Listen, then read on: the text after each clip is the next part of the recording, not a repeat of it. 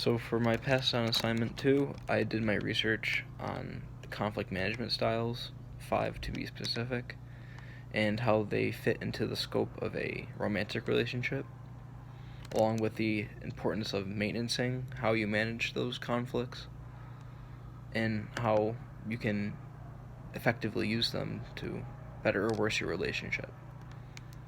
For my research, I used information from the Reflect and Relate textbook, the University of Wisconsin-Madison, the Maria Drost Counseling Center of Colorado Center of Mental Health, and the National Center of Biotechnology Information. So with the first conflict style management, it is avoidance, and pretty much with avoidance, it is what it sounds like. You avoid conflict, you put it on the back burner, you act like it isn't happening, you ignore it. However, this is not a effective means of managing conflict, especially in a romantic relationship, as you have to attack your problems head on and not let them linger, because if you let your problems linger and not handle them, especially with a romantic partner, it opens up the door for many conflict down the road, and that is not beneficial to a romantic relationship at all.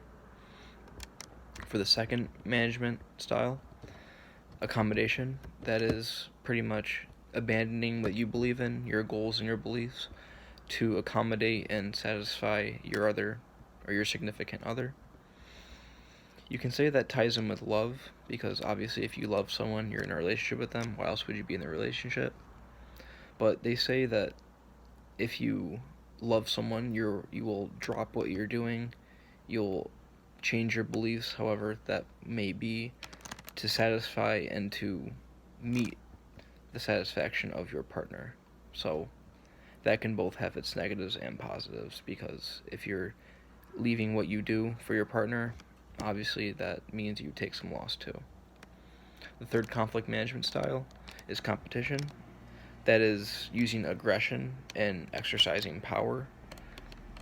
You have a clash of goals, and you only strive to have your goals come out on top, so there's little respect for who you're going at it with. Usually, competitive management styles are not beneficial at all to romantic relationships, because you'll just have constant going at it, and that's not good for a relationship at all. For the fourth, we have reactivity, and that is a spontaneous flip out, pretty much.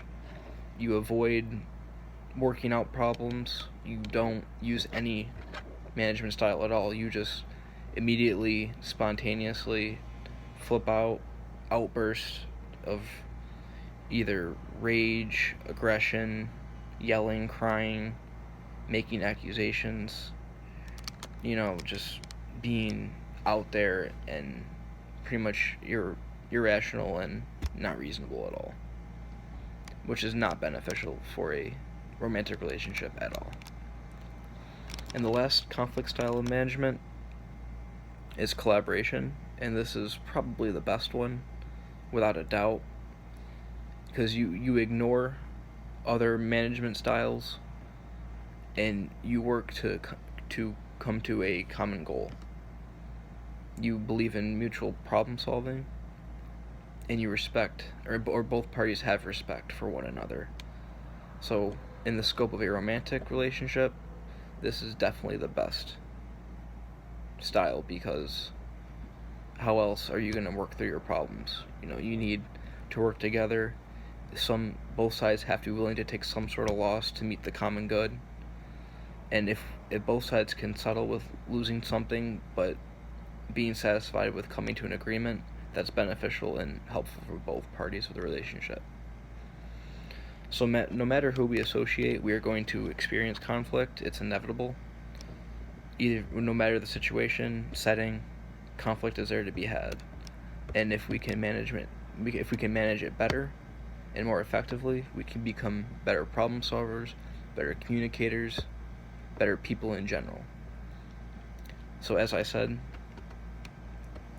collaboration and compromising is the best solution, because you take all parties feelings and goals into account, each person has to give up something to meet a common goal. So if we can work together and eliminate any sort of conflict or tension like that, that is the best way to solve our problems romantically.